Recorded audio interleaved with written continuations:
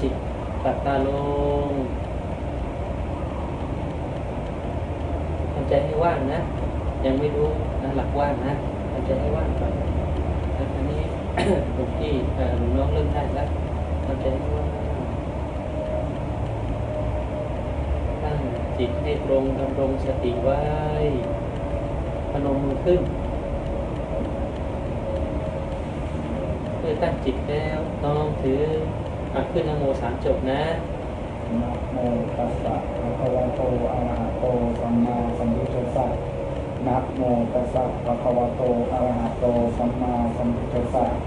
นะโมตัสสะภะคะวะโตอะระหะโตสัมมาสัมพุทธัสสะ3 รอบแล้วนะขึ้นนะโมนี้นะเพื่อเป็นที่ตั้งของเรานะตั้งของจิตเราคำว่านะก็คือธาตุดินโมคือธาตุน้ำทบทวนอีกทีนึงนะได้สูงหลวงน้องนี่นะนะคือธาตุดินโมคือธาตุน้ำนะคือธาตุดินโมคือธาตุน้ำนะฟังหลวงพี่ไปนะธาตุของเรากายสังขารเราประกอบไปด้วย4 ธาตุนะมีดินน้ำลมไฟดินก็คือเนื้อหนังมังสาลมก็คือ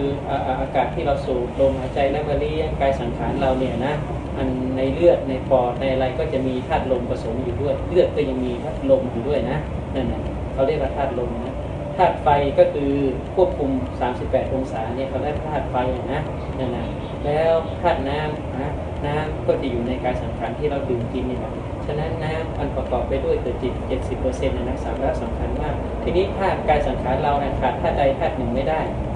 นะก็หมายความว่าก็คือมันก็อยู่ทำงานก็เหมือนคนตายนี่แหละคนตายก็คืออยู่ทำงานขาดธาตุใดธาตุหนึ่งไม่ได้ก็ตายไปแล้วตายลักษณะก็เรียกว่าสละกายสังขารไปนะกายสังขารเรานี้คำว่านะคือธาตุดินก็คือนะพ่อนะอสุจิของพ่อนะปฏิสนธิกับแม่ก็คือธาตุน้ำนะเป็นก้อนเลือดของแม่นะเข้าไปอยู่ในครรภ์นั่นแหละแล้วก็ก่อตัวนะตั้งแต่เล็กๆขึ้นมานะแล้วนะมีหางด้วยนะถ้าเราไปดูนะ2 เชื้อนะที่ปฏิสนธิเนี่ยนะมีหางมีอะไรก็มาสุดท้ายไม่มีหางนะแม่ต้องอดทน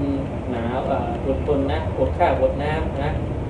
อดเปรี้ยวกินหวานนั่นนะเลี้ยงลูกออกมาอยู่ในท้องในตั้งแต่9 เดือนนะนั่นจะเกิดจากแม่นะอุ้มท้องนะเราก็ต้องอยู่ในท้องแม่ก็ต้องแบกเราประมาณ8-9 เดือนโตขึ้นอดเปรี้ยวกินหวานนะหลายอย่างนะเป็นนั่นนะแล้วเสร็จแล้วคลอดออกมานะคลอดออกมาปุ๊บก็มีความอยากได้ลูกเนี่ยอยากกันแบบแรกก็คือร้องเสร็จแล้วก็อยากกินนมละนั่นนะอันไหนไม่ชอบอันไหนแก้คันก็ร้องอันไหนที่ว่าร้อนหนาวที่กายกระทบแล้วไม่พึงพอใจนะก็ร้องเกิดจากความอยากเกิดจากเด็กนะตั้งแต่แรกๆนะเกิดจากความอยากเกิดจากเด็กแล้วเด็กตัวเล็กๆเนี่ยที่เป็นตัวน้องอายุ3 เดือนเนี่ย2 เดือนเนี่ยที่เราเห็นเนี่ยนะเกิดจากคลอดออกมาแล้วนะก็เกิดความอยากร้องเลยติดร้องแม่ก็ต้องหาอะไรที่ว่าลูกพึงพอใจนะเป็นเกิดความอยากนะฉะนั้นพระคุณของแม่มีมากนะทั้งพ่อทั้งแม่มีมากนะกายสังขารที่ให้มานี้ทั้ง2 ท่านนี่นะก็คือเป็นอนุสาวรีย์เป็นเครื่องเตือนสตินะเป็นที่อยู่ที่อาศัยของอารมณ์นะก็คือกายสังขารนี้ก็คือเป็นอนุสาวรีย์ของพ่อของแม่นั่นแหละให้มาเปรียบเสมือนพ่อกับแม่มารวมตัวเราอยู่ในกายสังขารนี่นะฉะนั้นการมาเจริญธรรมนี้นะใดๆที่เกิดขึ้นนะโม3 จนขึ้นนะโมขึ้นเนี่ยก็คือระลึกถึงพ่อกับแม่เป็นสารณะเป็นที่พึ่งของเราเนี่ยนะฉะนั้นกายสังขารนี้พ่อแม่เราจะใช้กายสังขารนี้เพื่อยังประโยชน์นะ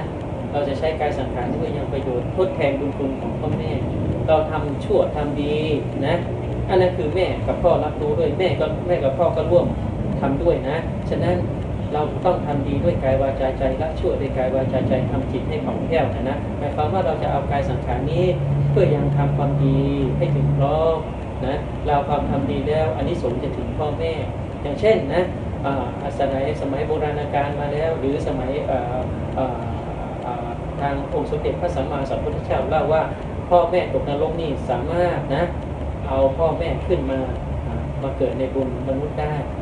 นะหมายหลวงปู่จันทราถาวโรหรือจันทราที่วัดห้วยไซน้อยวังไซปูนนะก็บอกว่าท่านสามารถเอาพ่อแม่ที่ตกนรกหมกไหม้แล้วนั่นแหละไม่พ้นกับคนละ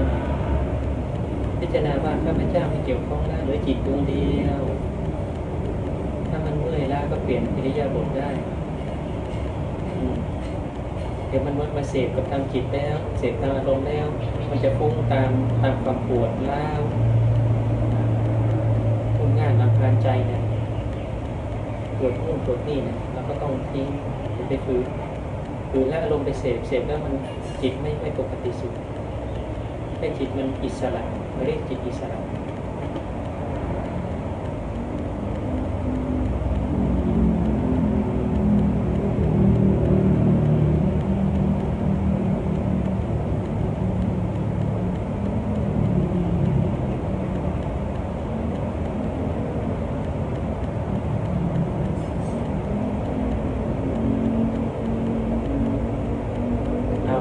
พอสมควรนะบางทีมันไม่ค่อยลืมตาถอนอารมณ์ขึ้นดับตาพนมมือเราใจที่ฐานคุณนะอยู่ที่จิตนะจิตตั้งมั่นอยู่ที่จิตเราวางครั้งแรกนะดับตาลงลึกตามตรงที่นะขอปาราบุญกุศลผลบุญที่ข้าพเจ้าได้กระทำความเพียรแล้วในวันนี้จงเป็นเหตุภาระปัจจัยเกื้อหนุนตามส่งแนบเนื่องจิตตขันธสันดานของข้าพเจ้าและทุกดวงจิตที่ข้าพเจ้าเชิญมาขอให้ข้าพเจ้าและทุกดวงจิตมีความปกติสุขสันติสุขข้าพเจ้า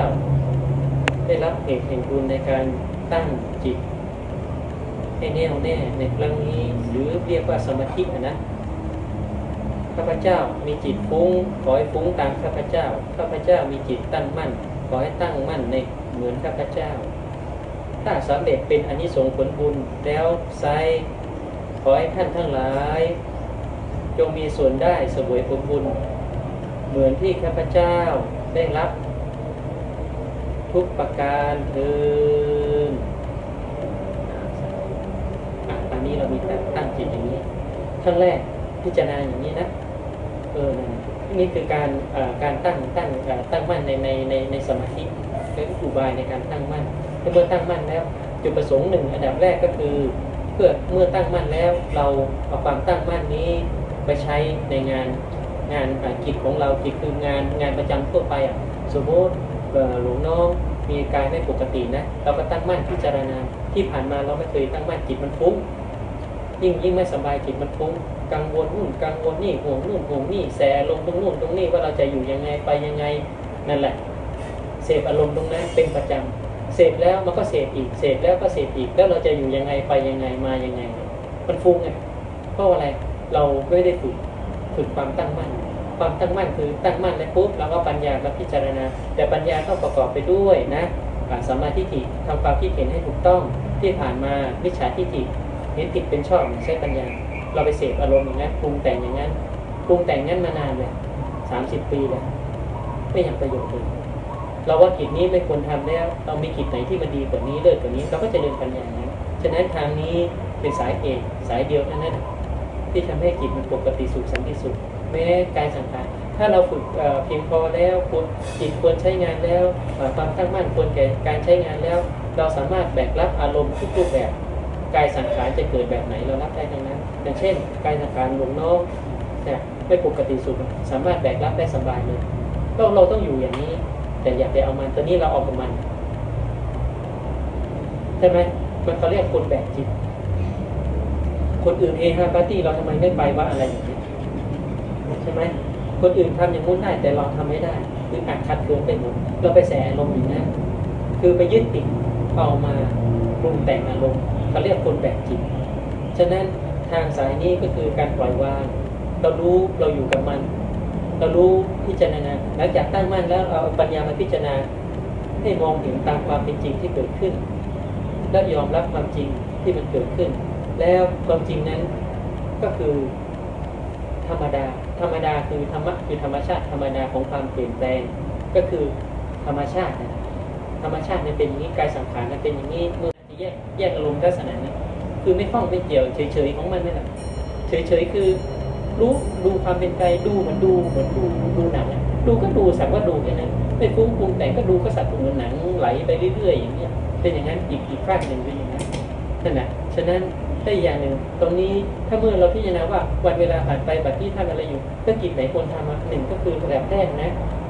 ระลึกถึงตัวเองก่อนว่าเราจะทำยังไงขวนขวายกิจยังไงวันที่ผ่านไปเนี่ยทำยังไงบ้างให้ยังประโยชน์สูงสุดแต่ละวันพรุ่งนี้เราต้องเจออีกแล้วเมื่อวานเราแก้ไขไม่ได้แล้ว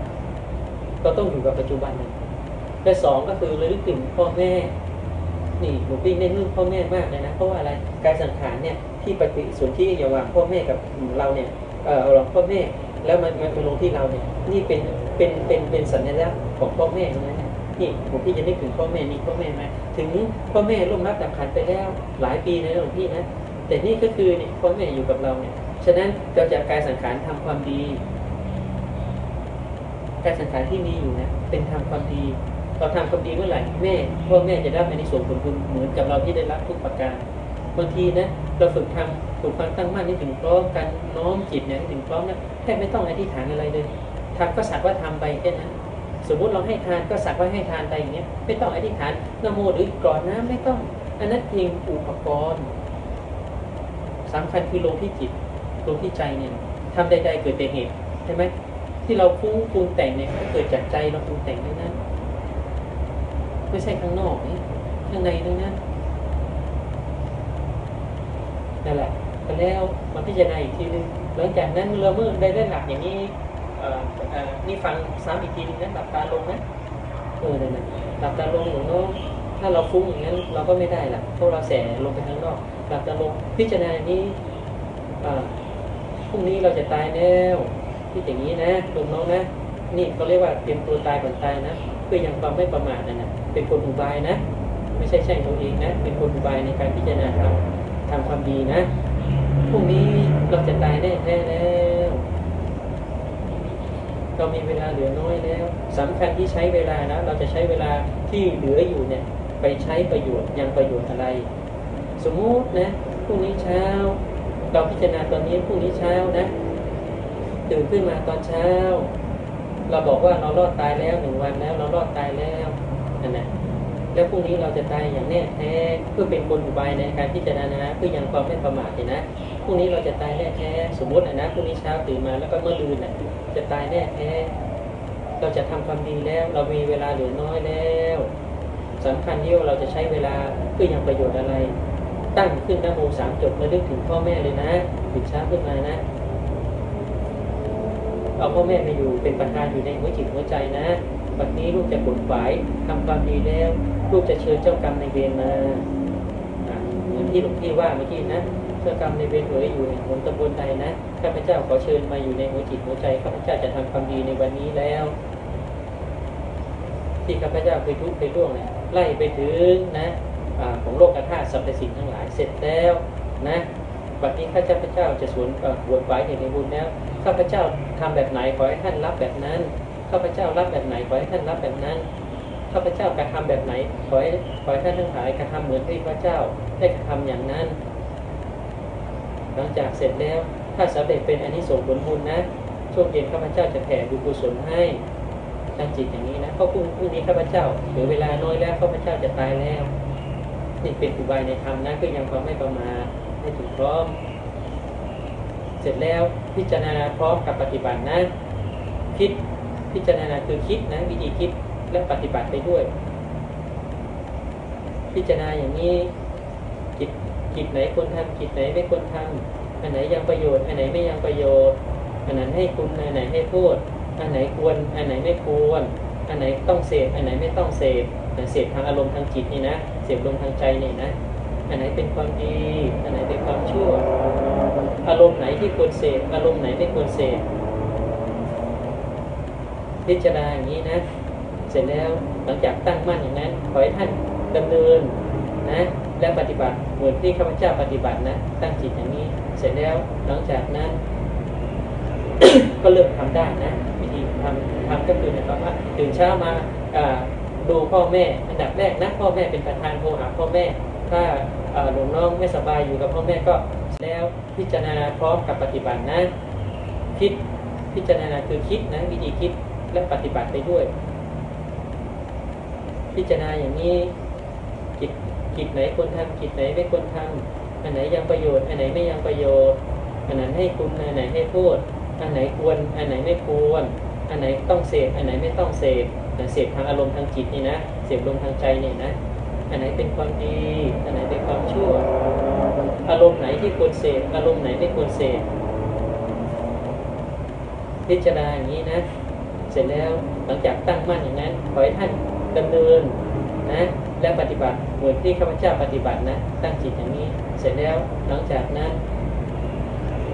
ก็เริ่มทำได้นะวิธีทำก็คือหมายความว่าตื่นเช้ามาดูพ่อแม่อันดับแรกนะพ่อแม่เป็นประธานโทรหาพ่อแม่ถ้าหลวงน้องไม่สบายอยู่กับพ่อแม่ก็สวัสดีพ่อแม่นะวันนี้ลูกจะทำเหตุแห่งบุญแล้วถ้าหาทานชัยอย่างนั้นลูกจะพิจารณาอย่างนี้นะถ้าหาทานชัยพิจารณาอย่างนี้ว่าอันไหนควรทำอันไหนไม่ควรทำอันไหนอย่างเช่นนะแม่เข้ามาอุปถัมภ์เราถ้าหลวงน้องไม่สบายแม่มาอุปถัมภ์ก็สาธุแม่ลูกนะจะทำความดีให้แม่โดยการนะประพฤติปฏิบัตินะทางจิตนะกายลูกไม่ปกติสุดลูกจะไปเพื่อทางจิตให้ถึงพร้อมแล้วถ้าถึงความดีแล้วถึงพร้อมแล้วลูกจะผลฝ่ายความดีนี้เป็นอานิสงส์ผลบุญให้แม่นะแม่การสังขารลูกนี้ก็เหมือนพ่อกับแม่นะเข้ามาประชุมนี้